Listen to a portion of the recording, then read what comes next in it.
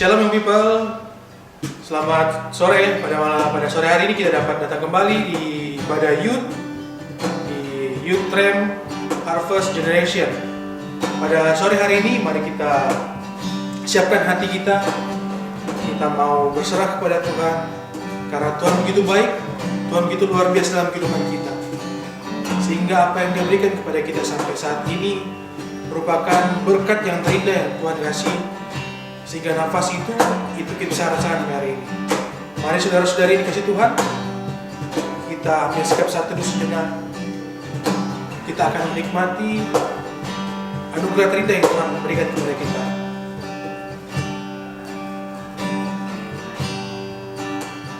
Biarlah kasih Tuhan selalu nyata dalam kehidupan kita, selalu kita rasakan di setiap hari kita. Apabila kita berserah, kita datang ke altar, kita naikkan segala pujian kita, itu merupakan anugerah, itu merupakan kerinduan yang Tuhan inginkan bagi setiap kita umat yang percaya kepadanya. Mari kita akan puji Tuhan. Bila hati terasa berat, tak seorang pun mengerti bebanku, ku datang Yesus. Apa yang harus ku buat? Dia berfirman, mari datanglah. Dia selalu pedulikan aku. Ku datang Yesus, Dia pikul segala bebanku. Sujud di altarnya, ku bawa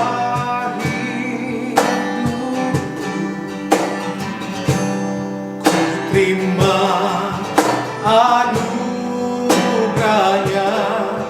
Dia ampuniku dan bebaskanku. Dia ubah hidupku, barui hatiku. Sesuatu terjadi saat datang di altarnya. Mari kita lebih dalam mengenai pujian ini. Bila hati terasa berat, tak seorang pun mengerti bebanku, ku datang Yesus. Dia pikul segala bebanku. Sujud di altarnya, ku bawa hidupku. Terima anugerahnya. Dia ampuniku dan bebaskanku. Dia ubah hidupku, barui hatiku. Sesuatu terjadi saat datang di altarnya.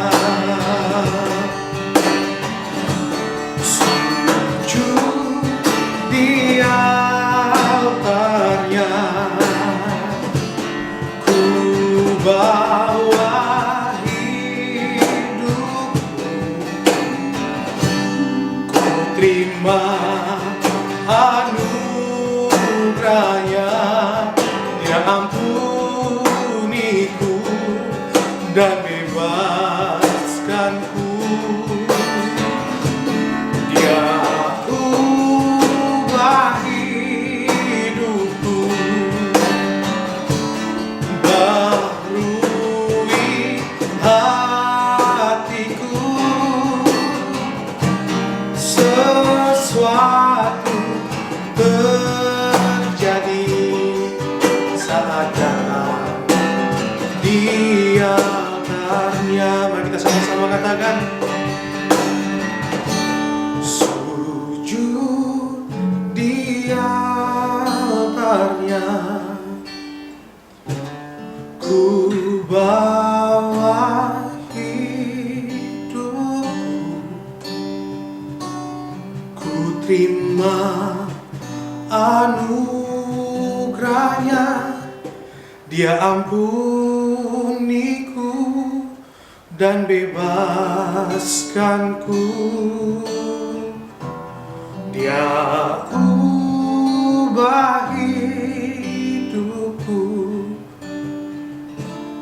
baharui hatiku. Sesuatu terjadi saat datang di altarnya. Sesuatu terjadi, sesuatu terjadi. Mujizat terjadi saat datang di altarnya. Oh, haleluya, haleluya. Kami tinggikan nama-Mu, Yesus Raja, yang layak disembah, yang layak dipuja. Kaulah segalanya, hanya padamu Tuhan, gunung batu kami, keselamatan kami. Oh, inilah kami, inilah kami Tuhan, anak-anak-Mu. Oh, haleluya. Terima kasih Tuhan atas kebaikan-Mu dalam hidup kami, atas anugerah-Mu yang Kau sediakan bagi kami. Terima kasih Tuhan, terima kasih Yesus. Oh, kita sembah Dia, hanya Dia yang layak kita sembah dan kita puja dan kita tinggikan. Haleluya, selamanya. Terima kasih oh Tuhan, terima kasih oh Yesus.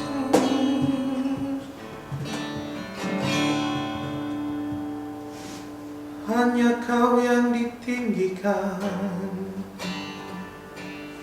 Oh, haleluya.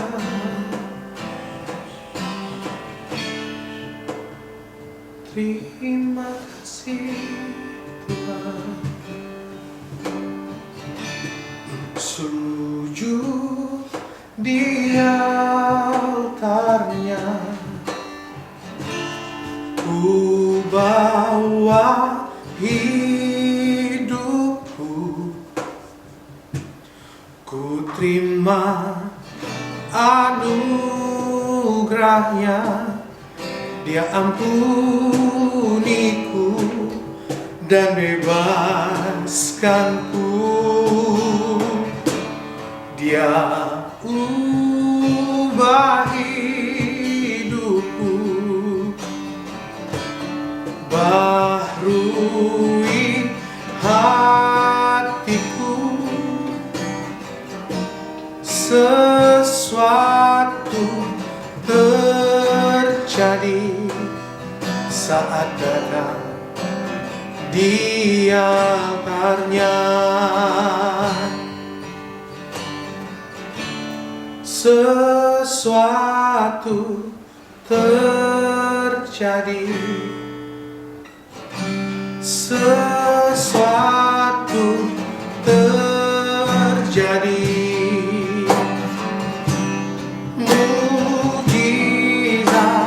terjadi saat datang di altarnya.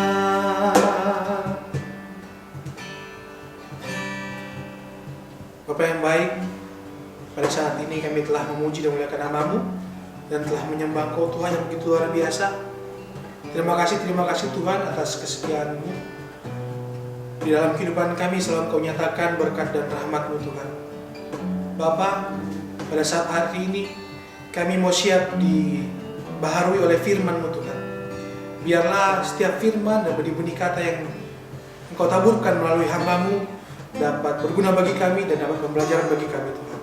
Kami serahkan semua dalam tangan-Mu Bapa. Hanya dalam nama Tuhan Yesus Kristus kami ucap syukur dan doa. Haleluya. Amin. Shalom Young People, apa kabarnya hari ini? Tentunya luar biasa ya. Di dalam Tuhan selalu luar biasa. Hari ini kita mau belajar firman mengenai tema berjudul Game Changer. Terambil dari Matius pasal yang kelima ayatnya yang ke-19. Saya akan bacakan. Karena itu siapa yang meniadakan salah satu perintah hukum Taurat, sekalipun yang paling kecil, dan mengajarkannya demikian kepada orang lain, ia akan menduduki tempat yang paling rendah di dalam kerajaan sorga. Tetapi siapa yang melakukan dan mengajarkan segala perintah-perintah hukum Taurat, ia akan menduduki tempat yang tinggi di dalam kerajaan sorga. Amin. Di ayat ini dikatakan ada 2 poin yang penting yang saya garis bawahi. Yang pertama, siapa yang meniadakan salah satu perintah hukum Taurat. Ya, jadi siapapun yang meniadakan salah satu dari perintah hukum Taurat itu dikatakan mendapat kedudukan yang paling kecil, paling rendah dalam kerajaan sorga. Sedangkan yang melakukan dan mengajarkan segala perintah, tidak ada satupun yang terkecuali, dia akan menduduki tempat yang tinggi dalam kerajaan sorga. Saya teringat dengan tentunya kalau kita bicara mengenai game changer, kita teringat dengan permainan ya, game. Kalau kita mau menang dalam suatu game, tentunya kita harus mengikuti rule yang ada, mengikuti peraturan dari pembuat game itu sendiri. Nggak mungkin kita bisa menang dengan rule yang mau-maunya kita. Tentunya harus mengikuti rule dari pembuat game itu sendiri. Begitu juga dengan yang dikatakan dalam firman. Ya. Begitu juga waktu kita belajar di sekolah, dalam sekolah kehidupan juga, sekolah di sekolah maupun di bangku kuliah ataupun dalam kehidupan kita harus ada ikuti aturan yang ada. Kalau dalam sekolah kehidupan ada etika dan norma yang berlaku, bahkan hukum yang berlaku di dalam suatu negara atau suatu tempat itu sendiri. Dalam sekolah kita harus ngikutin rule ya, dari apa yang menjadi guidance studi dari ataupun yang diambil dari ajaran yang dipegang oleh Kementerian Pendidikan. Begitu juga yang diterapkan dalam sekolah, ada aturan-aturannya. Kita harus ngikutin, dan kalau kita bisa melakukan dengan baik, kita akan menang, kita akan mendapat kedudukan yang tinggi. Bahkan kalau di sekolah ada jumlahnya juara 1, ranking 1, atau juara umum dan sebagainya. Begitu juga dengan kerajaan sorga. Ya. Dikatakan di sini meniadakan salah satu perintah hukum Taurat, makanya kita sekalipun yang paling kecil dikatakan kita akan mendapat tempat kedudukan paling rendah dalam kerajaan sorga. Nah, artinya kita harus berbeda daripada umumnya, karena orang pada umumnya kepengennya nggak ngikutin aturan karena nggak mengenakan. Aturan yang ada atau rule yang ada umumnya nggak mengenakan setiap kita yang menjalankannya. Kita perasanya, ini yang ngatur siapa coba, yang ngomongnya dia itu, saya nggak mau seperti itu. Banyak sekali yang demikian. Orang pada umumnya demikian. Begitu juga dengan hukum Taurat. Ada hukum Taurat yang saya bisa kerjakan atau yang nggak dikerjakan, udah ini tutup aja, yang lakukan yang bisa aja. Kalau di sekolah misalnya, udah deh, nggak usah pinter-pinter, nggak usah ngikutin guru, nggak usah belajar, kita hangout aja. Begitu juga dengan kalau kita dalam kehidupan, mungkin dalam saat ini yang bersosialisasi dengan lingkungan masyarakat, dunia kerja dan sebagainya, udah deh nggak usah ikut aturan, semua juga melakukan kok. Kalau kita melakukan justru malah nggak munafik, justru kita yang manusiawi banget.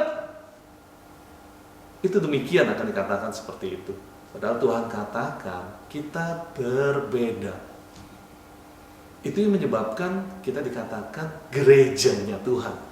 Gereja diambil dari kata eklesia, yang artinya dari dalam gelap ditarik keluar kita ke dalam terang. Itu eklesia, gereja. Kita adalah gerejanya Tuhan. Kita katakan kita anak-anak Tuhan. Harusnya kita berbeda dengan dunia.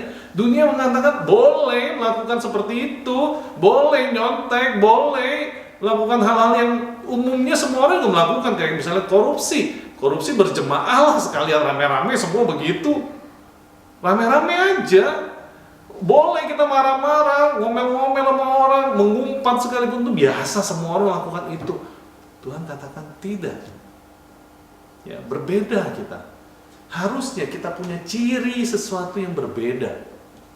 Kalau kita mau menang, mau dapat kedudukan dalam kerajaan sorga, harus mencerminkan itu. Ya. Kita dikatakan, kenapa sih kita harus berbeda? Apa yang menyebabkan kita berbeda sih? Tuhan, anak-anak Tuhan berbeda, Tuhan katakan demikian. Ya, mungkin kita bisa baca di Matius 5 ayat 27-28. Ya. Bisa juga di Matius 5 ayat 43 sampai 48. Bedanya apa? Tuhan katakan tadi di yang sebelumnya di Matius dikatakan bahwa setiap kita kalau mau melakukan segala yang diperintahkan Tuhan, kita akan mendapat kedudukan yang tinggi. Nah, dikatakan, bahkan Tuhan katakan sendiri, Dia datang bukan meniadakan hukum Taurat, Dia menggenapi hukum Taurat. Jadi maksud menggenapi artinya nggak ada satu pun dari hukum Taurat itu ditiadakan. Nggak ada yang boleh atau nggak boleh, lakukan nggak dilakukan, semua dilakukan, bahkan digenapi. Contohnya di ayat tadi di Matius 5 ayat 43-48. Orang, Tuhan katakan dalam Taurat, dalam hukum Taurat, orang berzina itu kalau kedapatan berzina, tangkap basah, terus misalnya lagi di hotel atau lagi bukan dengan pasangannya, ketahuan, dilihat rame-rame, nah dihukum rajam. Itu dikatakan berzina. Tetapi Tuhan katakan berzina itu bukan begitu. Orang yang baru melihat, terus membayangkan, mengingini dalam hatinya, dia sudah berzina. Belum sampai ketangkep basah, baru dalam pikiran sudah berzina. Begitu juga dengan membunuh dan sebagainya. Kalau kita katakan membunuh orang secara fisik kelihatan, membunuh orang sampai orangnya meninggal, kehilangan nyawa. Tetapi Tuhan katakan bahkan lebih lagi, kalau kita marah bahkan membunuh karakter dia, dalam hati kita pun itu sudah membunuh dia. Itu yang dikatakan Tuhan menggenapi hukum Taurat. Melakukan segalanya, bukan secara fisik, saja yang terlihat, tapi bahkan dari kedalaman hati kita. Anak-anak Tuhan, Tuhan katakan berbeda. Ada 3 poin yang membuat kenapa kita berbeda. Yang pertama tadi saya katakan, karena kita gerejanya Tuhan. Tuhan telah memilih kita dari dunia sehingga kita jadi berbeda dengan dunia. Yang kedua, karena kita anak-anaknya, sehingga tentunya kita memiliki ciri dari Bapa kita yang itu terang itu sendiri. Gak bisa kita sama. Yang kita lakukan sebelum kenal Tuhan, setelah kita kenal Tuhan, sama aja sami mawon. Gak ada bedanya. Itu belum benar-benar dalam Tuhan. Kita belum dikatakan anak-anak Tuhan. Kita masih dengan manusia lama. Jangan-jangan hari ini apakah kita cuma ngikut-ngikut Tuhan karena teman-teman, saudara, bapak, mama, karena keterpaksaan itu dengan keadaan yang membuat kita ikut Tuhan yang demikian. Tapi bukan benar-benar di dalam Tuhan. Tuhan rindu setiap kita, anak-anaknya, mencerminkan, mencirikan bahwa kitalah ada anak-anaknya. Tentu kalau kita tahu cirinya, bapak saya punya temperamen atau karakter yang contohnya misalkan seorang yang tegas, tentu anak-anaknya akan mengikuti, menuruni ketegasan itu, disiplin dan sebagainya. Kalau kitanya selebor, bapak mamanya selebor, biasanya umumnya anak-anaknya pun selebor. Pada umumnya seperti itu, cirinya mirip-mirip. Ya. Kalau hari ini kita katakan Allah yang Bapak kita itu adalah terang, kita tahu adalah terang itu sendiri. Tentunya kita nggak menyukai kegelapan, kita menyukai sesuatu yang terang, nggak ada yang tersembunyi. Semuanya dalam terang. Nggak ada sesuatu yang kita pengen lagi model manusia lama kita yang suka berbohong, suka mencuri, suka memfitnah dan sebagainya. Tidak seperti itu. Mulai menyukai hal-hal yang baik, di mana ciri terang itu sendiri. Yang ketiga adalah karena kita rekan sekerjanya Tuhan di dunia ini. Tentunya kita akan melaksanakan apa yang difirmankan Dia dan diperintahkan Dia. Tentu kita akan melakukan apa yang difirmankan, nggak cuma retorika atau wacana. Kita dengar firman Tuhan tiap minggu, tiap hari mungkin dari orang-orang atau renungan yang sering kita baca di WA kita, grup WA kita, tetapi kita nggak pernah melakukannya. Bahkan kita dikatakan oleh di firman, iman tanpa perbuatan mati, nggak ada gunanya sama sekali. Tentunya harus kita lakukan. Itu yang membuat kita berbeda. Tentu membuat kita dicemooh oleh beberapa orang, bahkan mungkin lingkungan, karena mereka nggak suka seperti itu untuk kita lakukan. Kita karena sesuatu yang berbeda. Ada yang mereka nggak suka untuk kita sesuatu yang membuat mereka ada suatu perbandingan atau suatu diferensiasi. Kok saya begini, kamu begitu? Yuk kita sama-sama aja sekalian. Mereka nggak suka dengan apa yang kita kerjakan. Bahkan dikatakan di firman di 1 Korintus di mana dikatakan bahwa anak-anak dunia nggak bisa memahami, nggak bisa mengerti, nggak bisa menilai apa yang daripada Tuhan. Harusnya kita anak Tuhan sesuatu yang berbeda. Kita harusnya punya ciri bahwa kita adalah anak-anak Tuhan itu sendiri. Saya gak tahu apa yang hari ini menjadi persoalan setiap saudara, para young people yang hari ini mungkin mengalami dampak dari entah ini pandemi ataupun apapun itu.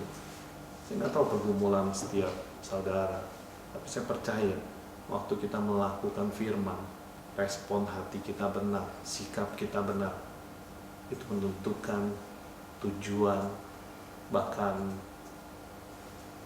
apa yang Tuhan mau kita genapi dalam hidup kita, itu akan terjadi. Siapkah saudara menjadi perubah dunia ini? agen-agen perubah. Sadari bahwa setiap kita anak-anak Tuhan adalah agen-agen kerajaan sorga yang mengubahkan dunia ini, mengubah permainan yang selama ini ada dalam pikiran kita yang mungkin saat ini kita jalani, sehingga lewat hidup kita banyak jiwa mengenal Tuhan, kembali padanya, dimenangkan baginya, dan memuliakan Bapa di sorga. Ada satu pujian yang luar biasa yang memberkati saya. Pujian ini ditulis oleh seorang penulis lagu yang semasa hidupnya mungkin buat sebagian orang gak mengenakan. Dia dalam keadaan dimana dia saat sakit, dia gak punya biaya untuk pengobatan sakitnya. Tetapi dia menuliskan bahwa semua yang Tuhan tetapkan pada setiap kita, bahkan keluarganya, bagi diri dia sendiri, itu adalah yang terbaik. Saya mau kita sama-sama nyanyikan lagu ini. Kita mengerti bahwa lagu ini sangat memberkati setiap kita. Pengen lewat dari pujian ini, saya mengerti bahwa apa yang Tuhan rancangkan semuanya adalah yang terbaik. Semuanya baik mungkin kelihatannya nggak baik, baik itu kelihatannya mungkin baik. Semuanya baik untuk kita, sehingga kita semakin terus bertumbuh dalam Tuhan, semakin mengandalkan Dia. Justru dari hal-hal yang kelihatannya nggak baik, kita masih tetap merespon yang baik. Orang boleh melihat perbedaan kita dengan dunia, dan orang-orang bisa melihat anak-anak Tuhan berbeda, dan mereka luar biasa melihat hal itu. Kristus hidup dalam hidup kita. Saya pengen setiap kita sama-sama yuk kita nyanyikan lagu ini yang bisa menjadi berkat bagi setiap kita. Semua baik, semua baik, apa yang telah kau perbuat di dalam hidupku. Semua baik, sungguh teramat baik, kau jadikan hidupku berarti.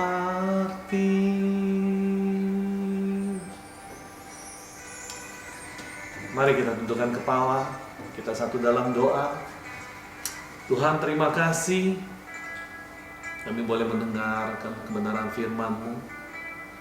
Bahkan kami boleh diingatkan Engkau sungguh baik dalam setiap aspek kehidupan kami. Kami mau Tuhan, lewat firman-Mu hari ini yang boleh kami terima, kami boleh menjadi pelaku-pelaku firman dan bukan pendengar saja. Kami mau Tuhan, firman-Mu menjadi rema dalam kehidupan kami, sehingga kami boleh berdampak bagi lingkungan kami, bagi keluarga kami, bagi tempat di mana kami berada. Tuhan, yang Engkau tempatkan, kami boleh berdampak di sana.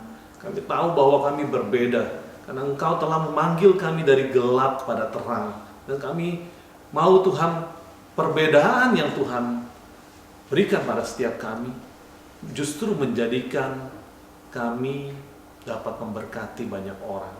Kami mau Tuhan, lewat hidup kami, keluarga kami diberkati. Lewat hidup kami, komunitas kami diberkati. Lewat hidup kami, gereja kami diberkati. Lewat hidup kami, bangsa dan negara kami diberkati. Terima kasih Tuhan, kami mau Tuhan ambil bagian dalam kehidupan kami lewat firman-Mu hari ini. Kami boleh menjadi pengubah dunia Tuhan, karena kami adalah agen-agen kerajaan. Terima kasih Tuhan, kami menyerahkan keberadaan kami semua ke dalam tangan kasih-Mu, karena kami tahu Tuhan, semuanya yang Kau rancangkan bagi setiap kami adalah yang terbaik. Dalam nama Tuhan Yesus Kristus, kami telah berdoa dan kami telah mengucap syukur. Sama-sama yang telah diberkati Tuhan, sama-sama kita katakan, amin. Tuhan Yesus memberkati. Shalom Jemaat Tuhan, kami mengundang untuk kembali hadir dan beribadah bersama keluarga di GBI REM.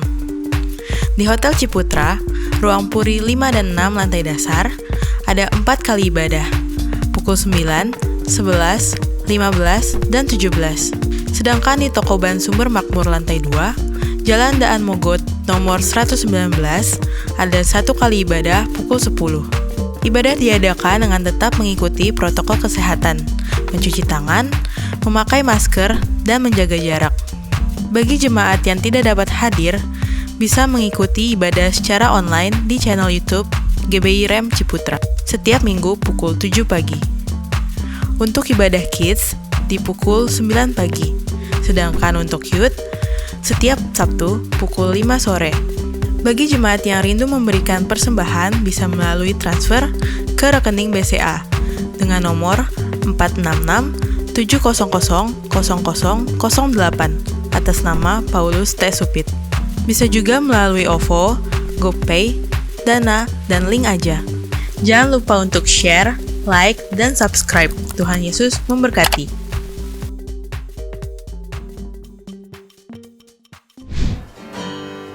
Oh, kami tinggikan nama-Mu, Tuhan. Haleluya.